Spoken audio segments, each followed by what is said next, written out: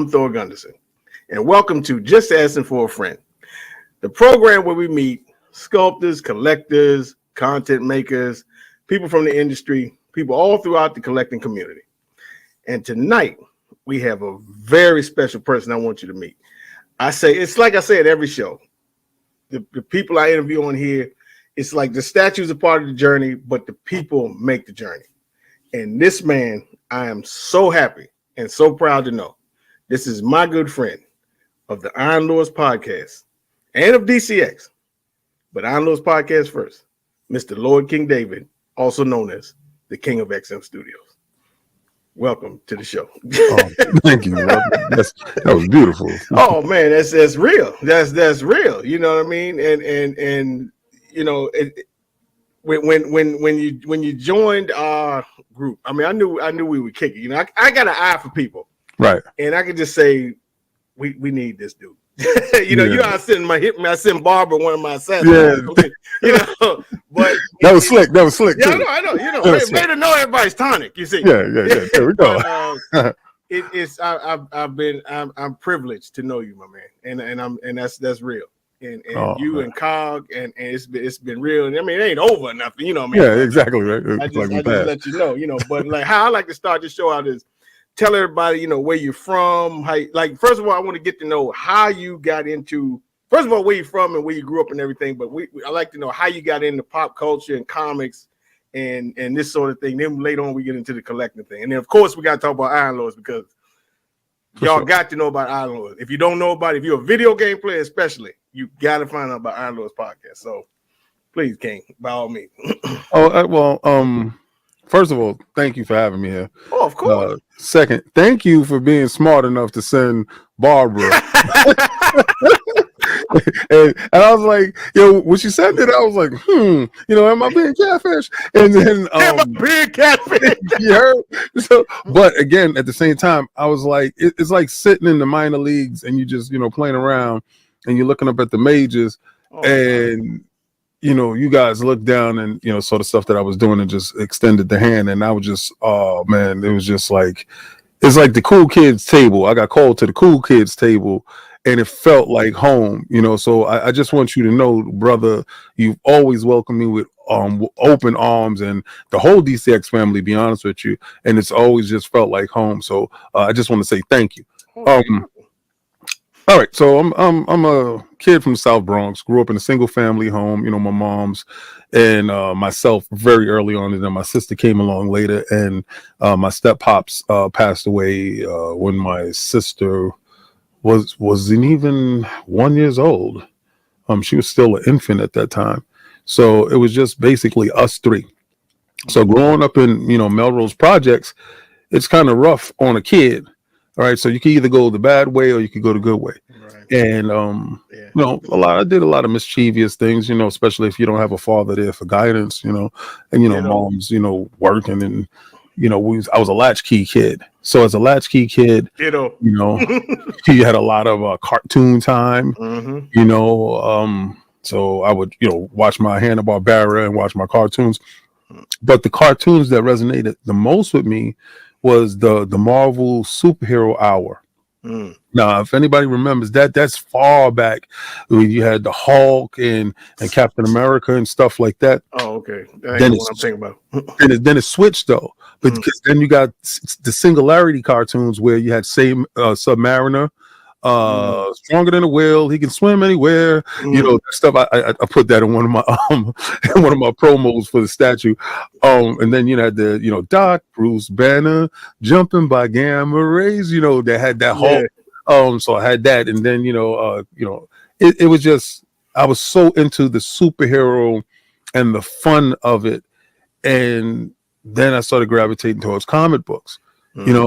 Just to feed my mind, to take myself out of my circumstance, to get away from where I was, because where I was is not where I wanted to be. If anybody knows, growing up in the projects, you don't know it, but you're in a concentration camp. It's called the projects for a reason, because it's a project to see if you're going to survive your environment. So during my time, I would just get comic books and transport myself. I had a college reading level in elementary school Wow. because there was words that I didn't understand that was in the comic books. And my mother wasn't there because she was at work or something, and I had to figure this out on my own. So I had to sound these words out, and then I will go get the dictionary to know what the words meant. So I'm sitting there reading, let's say, Thor book, and he's like, thou fart thou, whatever the hell. And I'm like, like, what is this dude talking about? What is he talking about?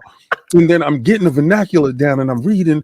And then, I remember learning what the word radioactive meant was because Spider-Man got bit by a radioactive spider.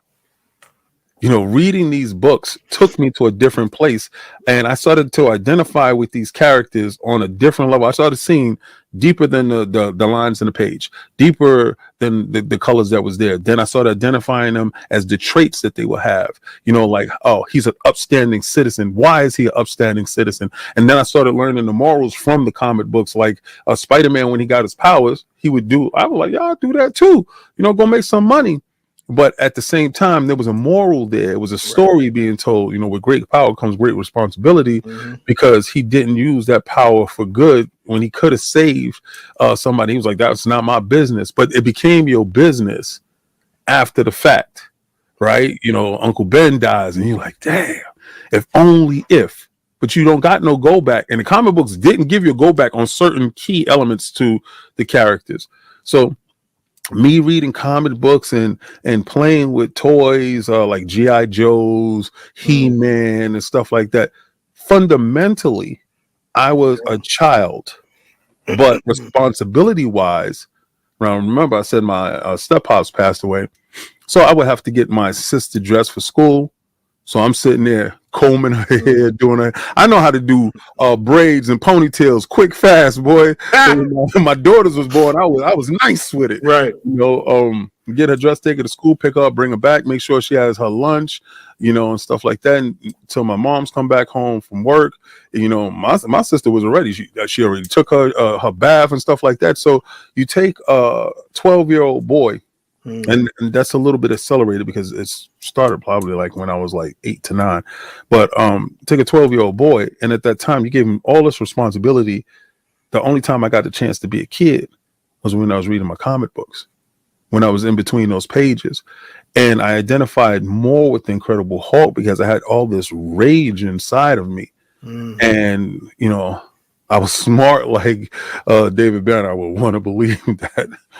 And that I was smart like David Banner, but I wanted to be left alone like the Hulk. I just, had all this rage. And that's why he's probably my favorite character within everything, because the TV show with Bill Bixby, the circumstances he got himself into, he wanted to do good, but he had to shun certain things. He had to get away from certain things, and it formulated the psyche of the character. So that's why when we talk about the Hulk and everybody says he's a one-dimensional character, he's truly not a one-dimensional character, because if you were there from the beginning, you understood exactly the layers that went into that onion. And I felt I was a part of that onion. Right. So I truly identified with everything that he was going through, all the battles that he had and all the stuff that he did. And I will make excuses when I'm reading the books, like the time when the Hulk fought Sasquatch.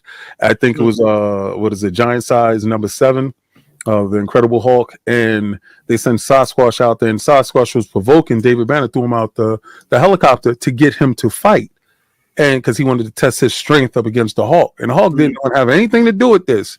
So the Hulk fought him, but it was a girl that he was protecting at the time. And then, he just brutally beat the brakes off of Sasquatch, but she saw the rage in him. And the Hulk looked at her and saw that she saw that rage in him because he brought it out of him. Sasquatch brought it out of him. And he turned back into David Banner. And at that moment, I was like, wow, you can't let people see that rage inside of you. You got to keep that bottled up. You can't let nobody provoke you to that space, right? You have to keep calm under pressure, because those people that you try to protect or defend may not recognize you when you release that beast. I did a thing on Instagram that people will never know how much violence it took to be this peaceful. Right. Fact. So, and that's it. It came from that. Somebody had asked me, "Yo, are you going through something?" I was like, "Nah, that was the Incredible Hulk, giant size number 7." And that's how I posted it. So you talking about Sasquatch from Alpha Flight? Yes, sir. Yeah. Okay.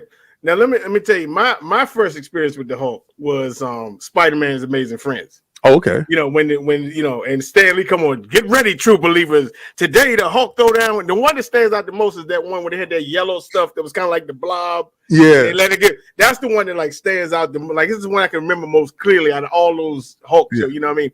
But it wasn't until I can't remember which Secret Wars it was. The one where he's under the mountain range. Oh, he's holding the mountain on his back. When I read that, yeah, I said, "My God!"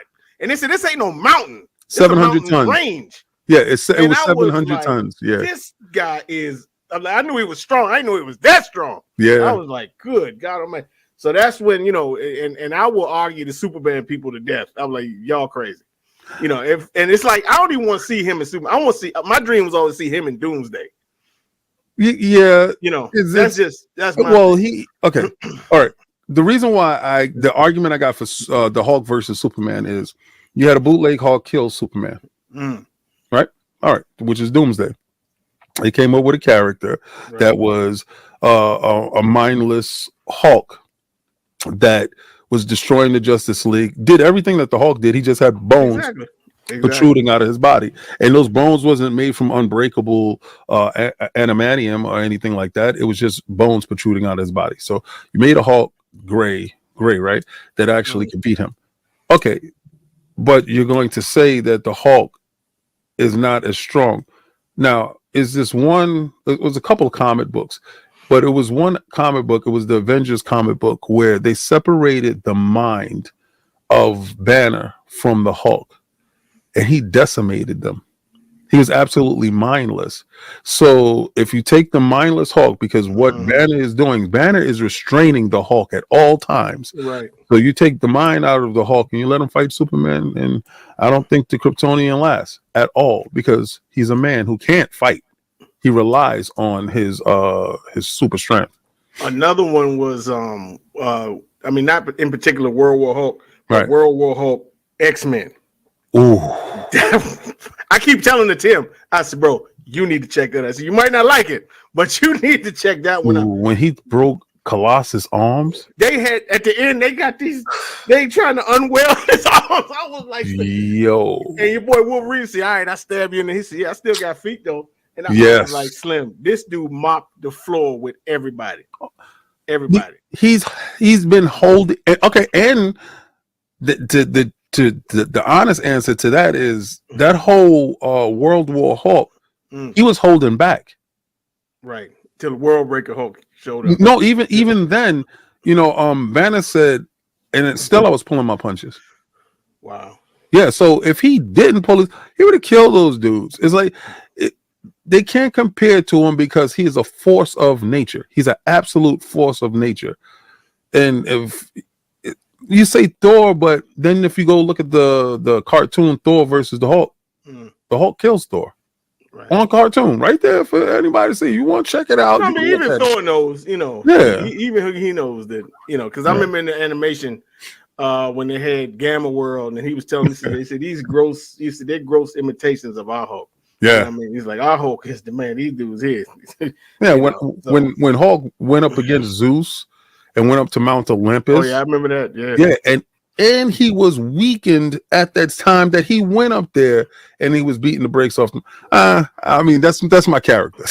No, I hear you. Yeah, you ain't gonna get me away from that guy. But I know you got another guy that's close to Vader hard, but we'll talk about him later on. Yes, sir. Yes, sir. Of course. But so you got into the books. Now let's get into a little bit to the statues, because I remember hearing your stories that when you first got into I always love the people's story their first, because you always go through, man, how much they want for this mess? But it's always that one that gets you, and then once you get it, that's it. It took my boy to get me there. Right. All right. So early on, I didn't know that I had 6 scale toys. I didn't know. Right, because I would buy like I don't know, dolls or something, like I have a whole bunch of DC dolls. I have Green Lantern, Shazam, Flash, Superman, Aquaman, and they're tall, but they're still in their boxes upstairs. And I would get them, but they only cost like $60-$70, right? Exactly. I'm cool with that. I didn't pay no mind. I didn't know that some of them said sideshow. I didn't understand. I didn't care. I just got them because I thought they were cool. And I was a toy collector when I was a kid, my Transformers and stuff like that. So whatever. One night, me and my wife is driving, and I'm working. And at this time, this is pre-COVID, and I used to have two companies. But one of the companies I had was securities, and the security companies dealt with private securities and hotels. So I'm going to see my guys downtown because I had 13% of the Lower East Side. And I'm driving in the car, and we drive past Forbidden Planet, and I look in the window, and it's the OG Planet Hulk, Gladiator Hulk. Oh, I've seen that piece in person. He's right inside. I've seen that piece in person. That's a beautiful piece. Oh my God! So it took that, right? And at that time, the comic book was. They did my man justice. Finally, Marvel did my man justice. And then I seen this, and I pull over. In the Suburban. 3:00 in the night. You're a big boy toy. In the Suburban. Pull over. I hop out. Car still running. Wife is like, what the hell is wrong with you? I'm in the window like, I said, oh, God, this is crazy. He had the big shield, and I'm like, yep. I said, I'm getting this. They ain't got no price tag in the window. I'm getting this. It took, I get back the next day at like around 6:00 in the evening, pull up, brave through traffic and everything. Told my girl, sit in the car because we couldn't park on that block. So just sit in the car. If cops come, just tell them something, whatever. I'm going inside. I'm going to get the statue. I didn't know it was a statue, but anyway, I was just like, I'm going to go get this. I go inside the store, and I asked her, yo, how much is that Hulk in the window with the shield? $695. There you go. I'm like, what? 600? Door? If somebody tell me right now that statue, because that statue right now will go, if it came out right now, that statue right now will go for $1,400. Right? If that statue was launched today, it would be $1,400 because I got the XM Studio Hulk, which is fantastic. They right next to each other. But that thing cost me, I think, like $1,400. But I said, this guy's bugging out. Like, he's out of his damn mind. So that's how everybody feel when you first find it. I'm not paying no $700 for no statue. I'm going to the car. I go to my wife. Thank you. And I'm like, yeah, babe, I'm not. He said 700. She was like, 700? And I was like, yeah. She said, do you like it? I said, yeah. Now what you gonna do?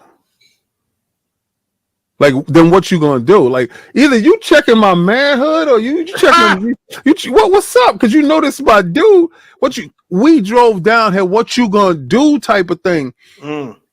And I guess I probably wanted to hear it that way. Right. You wanted to hear the challenge? Right. You're gonna check me. I'm going in there. She said, man up, motherfucker. Yeah, man up. Like, yeah, put your big boy pants on, boy. You know what I'm saying? I'm going there. I'm like, yeah, let's go. Let me get that.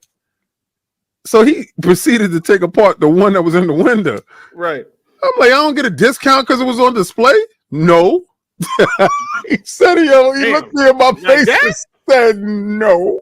That was the only one he had, or that's the only one he had. Okay, yeah. But I know how comic book shops do. Right. All right. So majority of the time, the display stuff that you see there, those are the stuff that they're gonna give you. All right. So if there anything, not any sun damage or anything like that, because it wasn't any damage to it, you ain't getting nothing. But nice. He packed it up, had it in the box, gave me the shipper box and everything. Yeah. Had it. So at this time, we lived in a 2-bedroom condo. Now in the condo, in the condo, we took over the living room and gave the kids the room. Mm. All right. So now you got to understand space now. I do. Trust me. Okay. Yeah. So I get this I big do. statue, put it on my nightstand. And folks, that's a huge. So we're going to have to put a picture of it so you can see. That's a huge statue. It's out of control. You know. Right? So I put it on my nightstand, and I got the box and the foam stuff. I threw it out. Oh my God! I'm new. You didn't know. You didn't know. I'm Why am I keeping this? I threw it out, not knowing that there goes at least 40% of your statue value out the window. Not that you were gonna sell it. No, but yeah, you never know what goes down, right? I mean, I got how many statues up for sale right now? I got probably 8, but that's all my mutants. They got to go. So I'm like, this is incredible. Then I caught the fever. I'm on eBay. Always happens. At night. Happens. And the next statue that I got was Apocalypse. Now I go to Sideshow on eBay. I don't know where to buy these statues from, right? So my goofy behind is on eBay. Not at the website, not at Sideshow, but at eBay. eBay. Yep. And been there. Been there, done that. I was playing the game, put in the bid. All right. So I put in the bid and I go to sleep. I lost. I put in the bid and I go to sleep. I lost. I'm low bidding these dudes. Apocalypse was up there. I put $300. Wow. I went to sleep. Thor, I won. I had it said pay now, send payment now. Right. I was like, oh snap, I won. I didn't know about checking dimensions. I didn't know about checking size. I didn't know about anything. Rookie. It's okay. We all go through it. So, boom. It comes to the house. This bad boy, bigger than the Hulk. Yo, he had a big gun that's sticking up there. And oh my God, I put him on the other dresser. I mean, the other nightstand. That was her nightstand now. I put it on. So you got, wait a minute. So you got World War Hulk on one side and Apocalypse on the other. Yo, Thor, I looked over at her and I was like, we got to move. Bro, I can't tell you how many times I heard people say, I got to move to get more statues. Yeah. That's real. That's real, people. We moved 6 months after that because we was looking for a house. Wow. So we look and then we got here. Now this basement didn't look as cute as it looks now. When I got here, it looked like Freddy Krueger's basement. Okay, it was horrible. But what I did was, as soon as we closed that same day, I called the contractors, gut this basement out, do this basement. I had a whole vision. Do this basement out, do everything. And, do the vinyl siding on the side of the house and do the roof. Boom. Everything done. They did that stuff within a week and a half after closing. Wow. And I started my journey. Got to be a record. Got to be a record. Well, I mean, they were quick to take that money. And I learned a whole bunch of do's and don'ts after that. Yeah. Word. But what really took it to the next level, and I'm looking at the statue now because I tend to look at these things because the memories hit hard. I was on eBay again, my favorite little place, and I saw Iron Fist. XM. Didn't know what that meant. And I said, let me order that. Not up. I paid for that, and it showed up. A whole new world. If I had a little kindling, this was a raging fire now. There you go. Because when I opened, I was expecting the art box and a little cheapy box. XM came up like that BMW that I had sold to get that condo because I sold the. That's what the box like, people. You knock. That's what the box sound like. Yo, it was the greatest. I opened the box and it had a Velcro strap. I'm like, this is it. It didn't have the light up, and he's there. And the rocks look incredible. As good as the Sideshow one looked, the door, bro. Oh my God, that door looks incredible. Door is amazing. He's in Kunlun and he's kicking through the door but the way the rocks is, it's an amazing statue. And I didn't know I was in love with Daniel Bell then. Right? I did not know that. I did not know until we had our talk. Yes, like all my pieces. See, I got to give it up to Tim because he says your eye knows who your lover is. Yep. Your eye knows. Maybe you won't know, but these guys put a signature. They put a style together that is pleasing to you in a way that you will never understand, but you get it because you get it when they sculpted the character. You get it when they put all their soul into the character and gave you the breath. And it's something that he does where he gives extension and life to his characters in a way that I haven't seen by anybody else. There's no disrespect to anybody else. I mean, I have tons of statues, but it seems to me that Daniel Bell understands how to get characters to live in that still form, and he captures a moment in the still form that it transcends the statue for me. So when I got it, I said, oh, this is it. Now, through my lunacy, I rage purchased. Not lunacy, right? Everybody I liked, DC, Superman, a Batman, everything green. I had everything. I was all over the place. Mutants, Avengers, everything that I wanted to collect. Transformers, everything. I went all over the place. And then Hawkman wooden wings. That was my first. Okay, so I get to Facebook and I noticed there was groups. There's groups. You guys are there. So, all right. At this time, I'm doing Iron Lord's podcast with my cousin and our friends, Sovereign and Addict, and we're doing content. But I'm like, man, I want to do something different. I want to do a little bit different. I want to show the world how I feel, because I don't think these people understand how I care about these things. I got to show them. It's crazy. This is nuts. So people don't know. They don't know until they get them. Until they get them. Until they come see them. Oh my! Oh yeah, they came to my house. I can't tell you how many service dudes I came to come and work on the air ducts, and they was like, "Oh, we got to be out of here." And they spent an hour. They was talking about they had to be out of here in 10 minutes. They spent an hour looking at these things. Exactly. I thought y'all had to split. Oh no, don't worry about that. Don't worry about that. Don't worry about the other people. They got their tickets in. Right. Don't care about worry about that. Yeah. No. Tell me how you don't let nobody in your house unless it's an absolute emergency. Tell them that part though. Facts. All right, I'm very wary on that stuff. But okay, so I'm doing KOS. I said, let me come up with this, and I reach out to my to a couple of people. Rest in peace to the guy that does all my intro music. He did the intro music to the new KOS that's coming, my Combat Talk with the King, and the old KOS, and the old Combat Talk with the King. He did all the music. He tragically passed away. That's when I didn't show up that day. Right.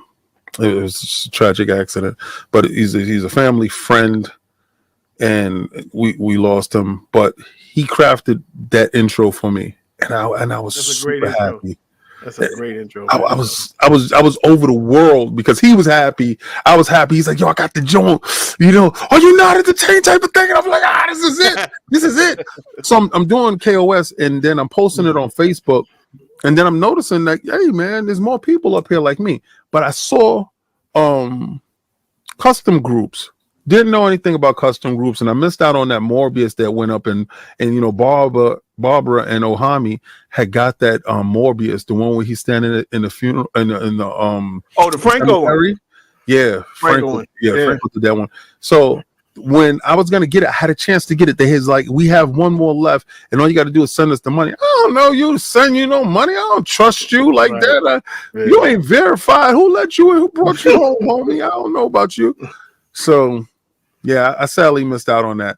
But then I got to Zion Art's page, and I said, you know what? I got some bread to play with.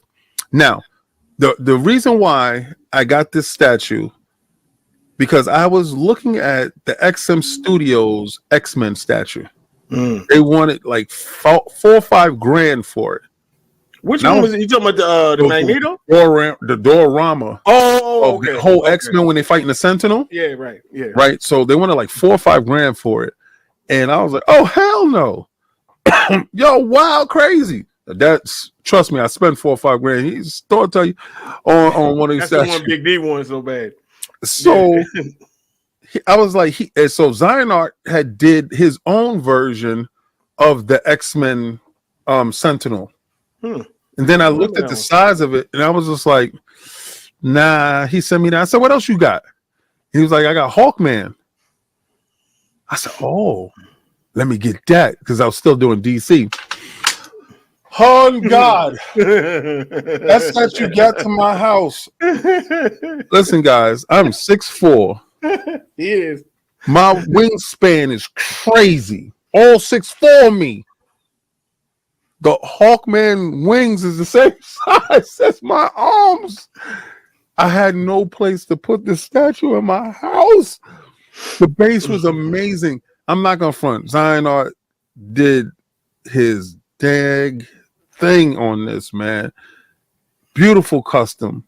But then that's when I started learning scale. That's when I started, looking at scale, because I didn't know what you guys was talking about when you was talking about 1/4 or 1/3 and those things like half scale.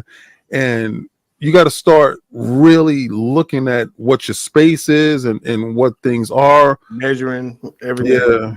But my biggest problem became the boxes.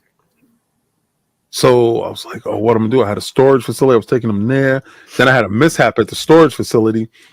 Whereas, you remember that time? With the bag, yeah. All the boxes. Yo, they had a flood in there. And my boxes, they paid me money for them because I told them that it was statues in there. It wasn't no statues, it was boxes.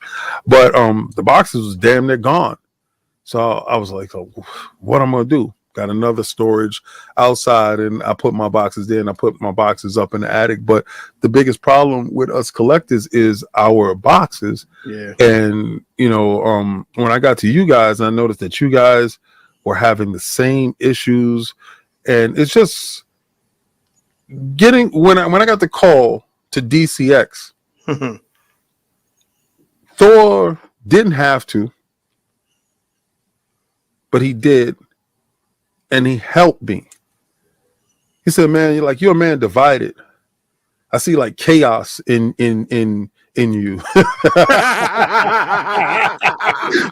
You're gonna clouded. You are clouded. You are in your movements." Lord Maul, that's his favorite Star Wars character.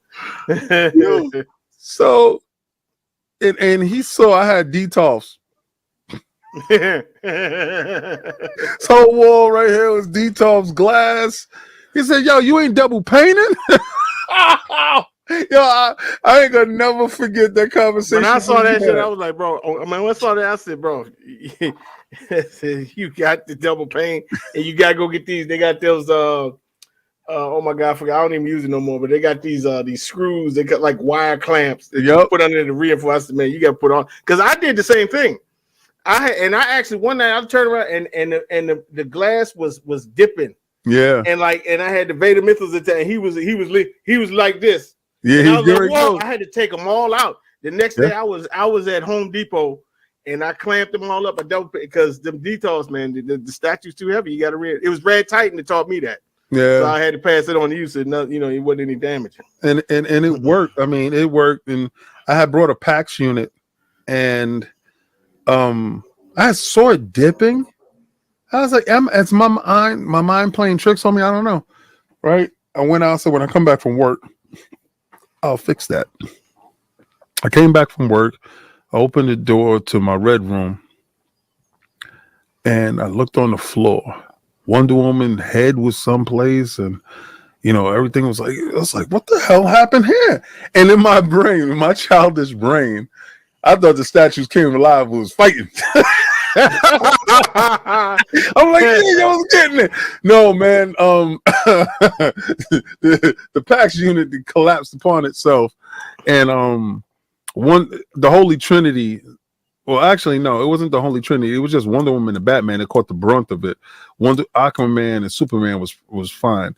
And they broke, so I had to reach out to my boy Yoda Lewis, and he was like, "Yo, I'll help you fix it." And what I did was, that was the first time I had to either repair a statue or get pieces from another statue to put the Frankenstein statue. So I got 2 statues that I can never get rid of, right? Well, 3, actually 4. The Thing, because that came with no box. That was my COVID statue, my first COVID statue. And you got the Abomination too, right? Yes, of course. Yeah, right. Yeah, that was a good pickup. Yeah. Oh, he's right there next to my XM Studios Hulk transformation. I love that piece, right? But I got 4 statues I can't get rid of. And two don't got boxes, and 2 was Frankenstein together. So I just keep those there. But no, Thor, taught me a lot in streamlining and exactly keeping focus. What size lines are you going to do? Are you going to do 1/4 or 1/3? Because I had some 1/3 pieces. I got rid of those pieces because I remember talking to Rodney, and I tell dudes always, never put your foot in your mouth. Because I'm like, oh, I ain't gonna never sell no statues. 50 statues sold later. Here I is. Yeah, I'll sell statues now. It doesn't matter. If it doesn't fit, then they gotta go. And you switch stuff up. Also, you use statue money to fund new statues. Yep. You don't want to go digging into your pockets on money that's already spent. You can only have so much space. So it's just little gems that I learned from each and every collector. And going to a Tim's house, I understood the level of visualization and dedication an individual will have to craft a certain idea.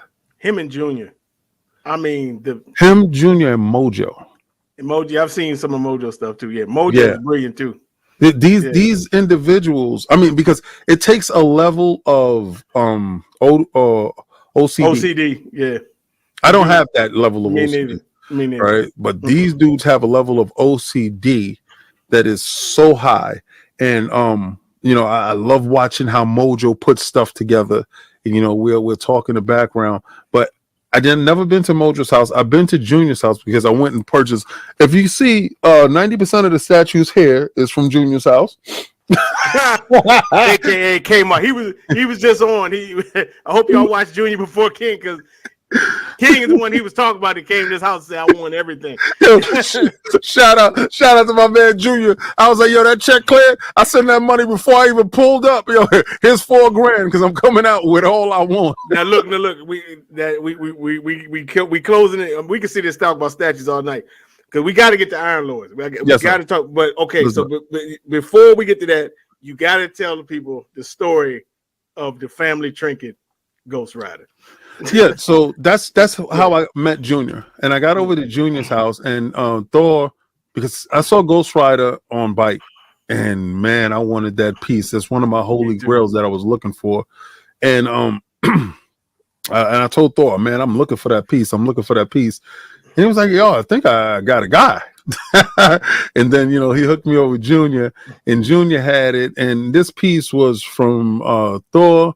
Passed to Junior, now it's passed on to me, and it's sitting inside my red room right next to Punisher on bike.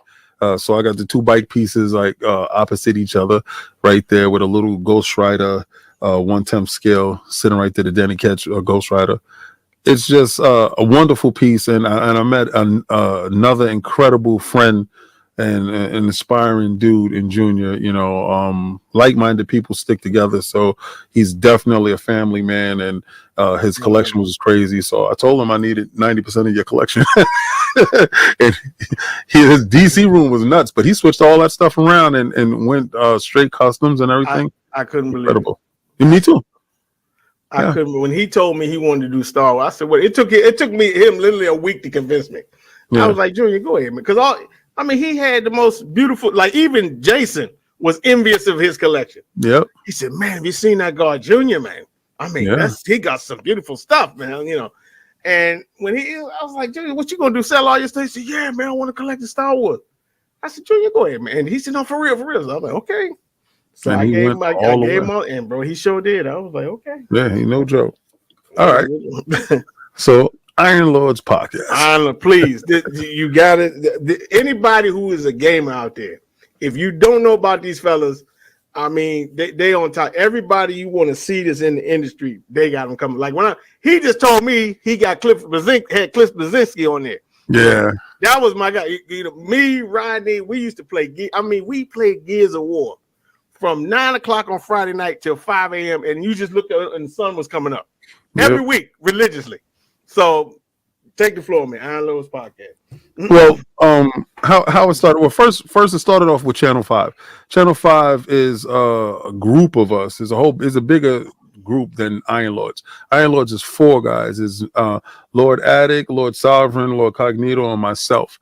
But Channel 5 is where we grew up. So again, like I told you, I was trying to escape the projects, and I went over to my cousin's house, and he lived in a house, and it was away from our block. He was on Clay Ave, and we'd just stay in the house and play video games and stuff like that. And we have friends over, so build from there. That camaraderie build from there.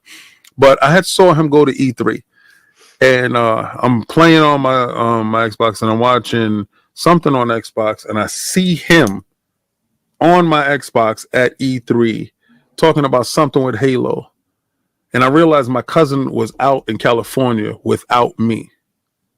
Right. And it wasn't, you were doing something without me. No, it was, if something happens, I'm not there to protect you. I said, that'll never happen again. You'll never travel that far away from something that I can't. If something happened, if something pop off, right, I can't be there for you. So that's never going to happen. I said, you're never going to go out there by yourself. And then next year we was out there together. But then, he started doing like a Destiny's podcast with Lord Attic, and it was okay. Wasn't hitting. It was okay. And then he had Sovereign on, and he was like, your Sovereign, stick around, because he wanted that Saturday feel that we had. Right. And then, I came on to the show, then he was like, oh, this is it. This is what we're going to do. So the other guys wind up leaving off of the show. And then me and Solve stayed. They threw away all those other episodes, and we started off fresh. And Iron Lords podcast. I'm the marketing manager and designer of the logo. That logo that you see back there, right there. We do that as a collaboration, as a team effort. Lord Zero helped with that, and then Lord De Niro fleshed it out, and we got that up. But we do Sundays at 1 p.m. and Iron Lords podcast is a family-friendly podcast where you can watch it with your grandma, you can watch it with your best friend. We're going to have jokes where adults can get it and kids won't understand what the hell you're talking about. But then we have, jokes that, kids will get, and stuff like that. So it's about just trying to make it in the industry and trying to dissect and get to know people like Cliff Blazinski, Cliffy B. Cliffy B. What'd you say, Cliffy B? Yeah, right. just to get to know him and know who's behind these games that we play. Who's designing this stuff? What was your thought process going in? What was your childhood like? What was you doing like video game wise? What was going on? So we want to know your history and what's your favorite likes and stuff like that. Something a little bit different than other people don't really care about, because everybody wants to know something they can take from you. What's next? What can you get from me? It's not about that. We want to celebrate you. We want to celebrate your history, your contribution to what you did for us, to, our growth, our changing, because there's different things that happen. Sometimes you can play a video game that could fundamentally change your outlook on life. And could you imagine we have that guy on and you get a chance to hear that his life wasn't so different than yours? Right.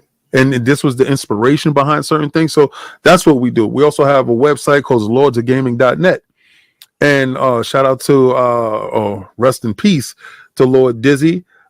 He saw the brilliance in us, I guess. This is what he would say, what we could be. and he helped transform the website and get us to where we needed to be. So a lot of times you can go see the opinion pieces that we have up there with a lot of great writers that we do have, or you can go look at old episodes of KOS where prices of statues, dimensions of statues, stuff like that is there. Combat Talk with the King, the Lord's Minute that I do every week, where I talk about like right now we're talking about the Bad Batch and the Mandalorian. Those episodes go up, or you can look at our channel where we do R&R with the Lords, where we talk about new movies that came out, like this Shazam movie, and yeah, I'm gonna give you an exclusive. All right, so go ahead. Shazam, we're gonna be talking about Shazam this Tuesday. I saw Shazam yesterday. It's just marginally better than that last Ant-Man crap movie that came out. And I would give Ant-Man 1 popcorn. I would give this 2 popcorn. They really, man. You had all the ingredients, and sometimes people say, "Oh, they show all the trailers. They did everything in the trailers." Nah, not really. That's not the problem. It's the connecting parts to each big scene. It's too dead in between, right? And then there's parts that you're supposed to care, but you're not going to care about it because you don't feel the connection to care. The makeup artists, those people, y'all horrible. You dudes are the worst makeup artists that is. Fire them. Because there's no way she's supposed to look like that. Y'all understand what I'm talking about without the spoilers, but the fundamental pillars of the movie is broken. It's just a broken movie, and I had such high hopes because Shazam is one of my all-time favorite characters. Billy Batson, the Mighty Marvel, Captain Marvel, the mightiest man on earth. That character, I love that character too. I would have loved for a wizard to find me in a train station and transform me into Shazam. I used to watch the TV show. I had to show my wife too, because they gave a call out to the guy from the TV show that was Billy Batson, the old dude that looks like he was Mexican. Dude like from Chip, the dude from Chip. Yeah, I see it. Yeah. I know it. I've seen it. Yeah, so he's in the movie. And, the dude is actually in the movie. He's in the movie. Oh wow! And he says, "Hey, Captain Marvel." It's crazy. It's a crazy scene. It's aspects that could be good, but they also working on different things. So you see, they're going in a nice, good direction. So I hope James Gunn actually can pull it all together and make this thing happen. I believe he will. His Superman project comes out in 2025, so we're going to get a chance to see that. But yeah, that movie, 2 popcorn, bro. So dare I say it was an abomination? Yeah, man. Thank you. Yes, it was an abomination. Rodney, check this movie out, Rodney. This movie's for you, Rodney. Oh my God, because he liked the first one. You ain't gonna like this. I love the first one. He liked the first one. Remember what I said. Remember when Rodney sees it, we go revisit this. Yeah. The next show. I hope he goes see it before the next show so we can discuss this. So definitely. But anyhow, back to Iron Lords. Yeah. So so we do Iron Lords podcast. This weekend we're gonna have Harold Goldstein. Harold Goldstein is probably the most interesting person that you never knew that you needed to know. And we met him. He's the owner provider at the New York City Games Awards. We met him at the red carpet at the New York City Games Awards this year. And I just saw a guy that was standing there in, I think it was a plum suit, but small in stature, but he had a smile on his face. It seemed like that smile, there was nothing that you could remove from that smile. And that smile was all the people showing up to his event, all the people having such a good time. He was feeding off of the joy that was in the room. And he's a forever kid because he gives back to children to know more about the games industry and get them into the game industry. But Harold is such a complex individual, and I can't wait for everybody to see this interview tomorrow. Whereas Harold is going to explain to you what it took for him to get from point A to point B in the gaming industry and be so well respected by every top guy. Because that night they were giving an award, like a lifetime achievement award, to Phil Dominus Maximus Aurelius Spencer. Phil Spencer, if y'all don't know, the head of Microsoft Game Studios. CEO. You got to watch the show to understand what that was. So get to it, Joe. Yeah, for sure. But they was giving an award to him, and you had Reggie Fils-Aimé, formerly the head of Nintendo there. You had a lot of who's that was rubbing shoulders with icons in the industry that was there, like Jeff Keighley and other people that were there. And then us commoners that were there as well, us regular podcasters that were there, regular journalists that was there, and then some other people that just got tickets. But they were all intermingled, right? And it was just a celebration of video games at that moment. And I realized this one thing that actually unites us can never divide us, because we all have a common thread. I mean, I don't care if you're a PC dude or a Nintendo dude or a PlayStation dude or Xbox dude, whatever. It doesn't matter. What's the common thread is video games. And in that common thread, we can have one accord and understand that we need to treat each other a different way. So sometimes when I look at people online, just being real toxic, just because you like PlayStation or like Xbox or you like PC, whatever, is unnecessary, because at the end of the day, it's all video games, and we just all that one individual. And to see it in that room, that's when I truly understood why Harold had that smile, because he had everybody just on one page, no matter where they came from or what they were about, what their wallet size was, or what anything was. If you had problems that day or you didn't, that moment was a moment where everything just came together at one time. And that smile on his face was like poetic. It's funny you say that, because that's kind of the reason I kind of got out of online game, because I can't deal with these little kids no more. And like, and they just, and I've gotten older, and I just can't deal with it no more. And they, and like you said, the toxicity. Yeah. And that's why I do stuff like God of War and adventure games. Right. Yeah. So I just don't do online anymore, because it's just, my last. Join me in some Fortnite, sir. No, you have a great time. I will, But we got about 10 minutes left, so I got to get to this. Yes. It's it. Other than the Hulk, my man Lord King David's favorite character is Darth Maul. Oh, now, we haven't done, I haven't really told y'all my story, but most people know Darth Vader. That's my guy since 4 years old. So when this man told me that Darth Maul was his other guy, his side piece, I said, "Oh, really?" So that's when this construction of the Red Room of Pain began. You see? so telling people how you discovered Darth. I mean, I've obviously seen the Phantom Menace, but your first experience, because I can tell folks the second I laid eyes on Darth Vader, that I was, when I saw the commercial, the trailer, because I had I grew up watching all the Star Wars films, right? And then I saw the commercial, and I kind of drift away. I had all the Star Wars toys and stuff. Right. You kind of drift away. All did. You still stay fringe on the end, and I was doing a lot of Star Trek, because Captain Kirk was always in your face, and but I saw the commercial for Phantom Menace, and I said, "Oh." He had this is new. Yeah, he did like a backflip, and he put the double saber out. One saber came out, and then the other one came out. I said, "Oh, well, hello, welcome."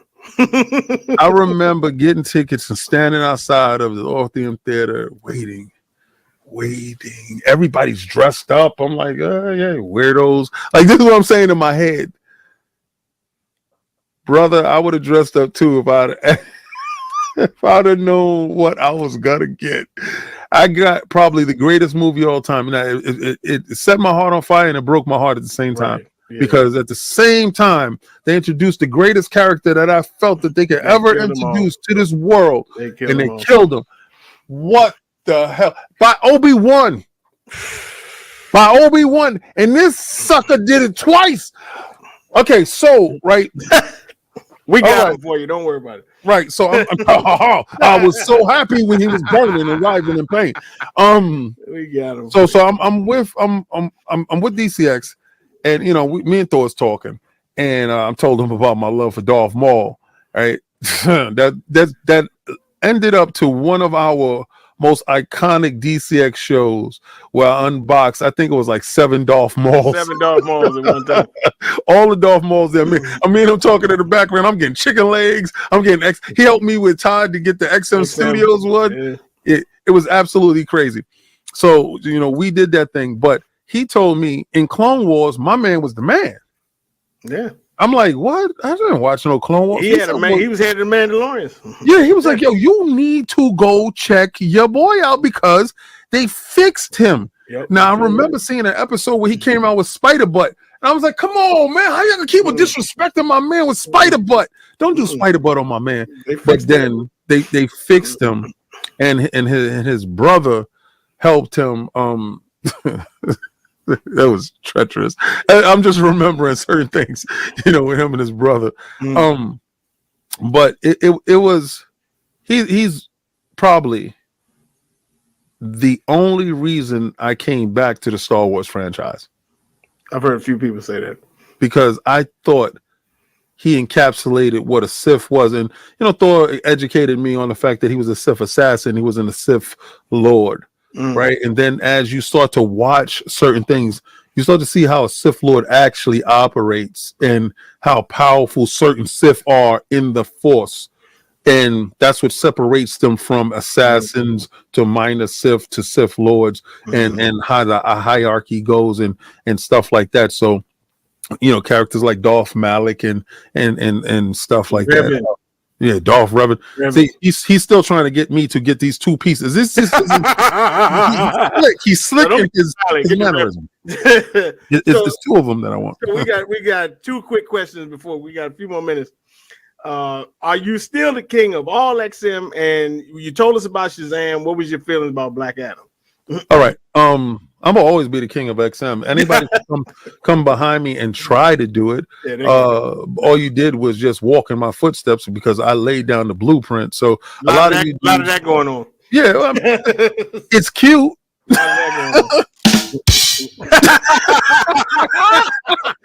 Cute, right? Fraud alert! Give him the fraud alert. Yeah, for sure. You could be like me, but you can't be me. Tell him. It's cute. If I laid down and showed you how to do it, man, you could spit the verse after I spit it, but does it hit the way it hit the first time I gave it to you? Well, that's game, baby. And I thought Black Adam was a way better film than Shazam 2. I thought Black Adam. I think they manipulated the numbers. I think they wanted The Rock out. I thought I heard it was going good, and it was like it flopped. I was like, what? That movie didn't flop. They manipulated the numbers. That movie, if you look at it in its totality, that movie was damn good for a Warner Brothers film, and I thought that was on a right track. He ruffled the wrong people's feathers, and sometimes when you mess with billionaires, you don't understand what a billionaire would do. Billionaire will lose some money to get rid of you, right? You little millionaire, like how dare you even dare to try to do something? You have no control. So The Rock felt like he was going to take control because he pulled Henry Cavill in it. Thank you so much for doing that, though. For those of y'all who know, I can't stand Henry Cavill. So thank you so much. You took down 2 birds with 1 stone, Rock. Thank you. I appreciate you. And forever grateful. Thank you. But one thing, when you don't wear the ears like Black Adam's ears supposed to be, so we're definitely going to get a movie where comic book accurate Black Adam will be next, because Black Adam is definitely going to be there. All right, because they talk about the Justice Society and they're going to do a story arc with the Justice Society. So, Black Adam played a huge part in the story arc that they're going to do with Gods and Men. But I thought that movie was really good. and I think he got a true raw deal. And I think I gave it 4 popcorn. I thought it was a really good film because we have a 5 popcorn rating scale, from 1 to 5 popcorn, 5 being the best, and 1 being don't do it. So that's R&R with the Lords, Tuesdays at 5 p.m. You can check it out on YouTube.